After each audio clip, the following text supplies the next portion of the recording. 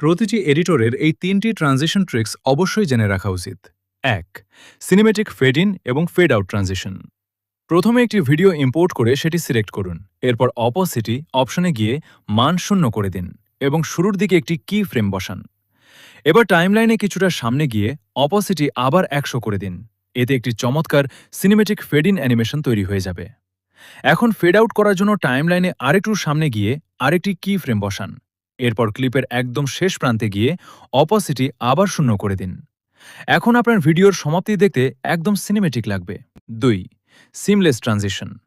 দুটি video clip import করুন। প্রথম ক্লিপটি সিলেক্ট করে ওভারলে হিসেবে যুক্ত করুন। এরপর স্পাইস অপশনে গিয়ে অপোসিটি 0 করে দিয়ে শুরুতে একটি কি ফ্রেম দিন। টাইমলাইন কিছুটা সামনে নিয়ে অপোসিটি আবার 100 করে দিন। এতে দুটি ক্লিপের মাঝে খুব মসৃণ একটি সিমলেস ট্রানজিশন তৈরি হবে। 3. Cinematic ghost transition. দুটি ভিডিও ক্লিপ ইম্পোর্ট করে প্রথম ক্লিপটিকে ওভারলেতে যুক্ত করুন। অপোসিটি অপশন ওপেন করে তা 0% সেট করুন এবং শুরুতে একটি কি ফ্রেম বসান। টাইমলাইন কিছুটা সামনে নিয়ে অপোসিটি 80 করে দিন। এরপর আরেকটু সামনে গিয়ে অপোসিটি আবার 0 করে দিন। একদম শেষে গিয়ে অপোসিটির মান ফুল করে দিন। এতে একটি দারুণ সিনেমেটিক গোস্ট অ্যানিমেশন তৈরি হবে, যা খুব স্মুথভাবে ফেড ইন ও ফেড আউট হবে।